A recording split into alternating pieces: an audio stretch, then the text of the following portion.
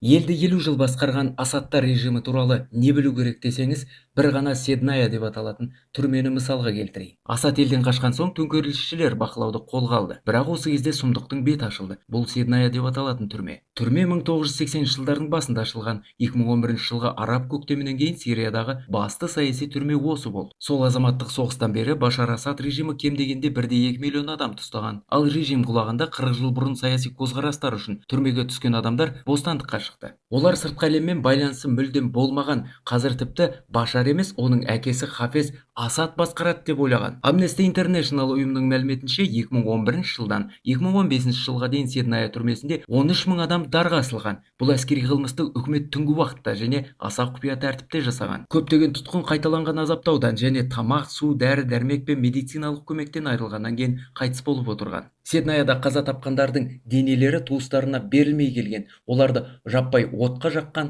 жаппай жерлеп тастап отырған. Ал түрмеге түскендерге үкім тергеу жүргізбей ақ оқылып отырған. Босатылғандардың ішінде әйелдер де болған. Олар үнемі жыныстық зорлық зомбылыққа ұшыраған. Содан кейбіреулері балалы болған, бірақ әкесі кім екенін білмейді. Міне бір кездері Ресей мен Иран құтқарып қалған Асад режимінің сириялықтарға жасаған зобалаңы осындай. Байқасаңыз, көптеген кадрларды көрсете алмадым. Оның бәрі әшкере Телеграм арнасында сілтеме профильде.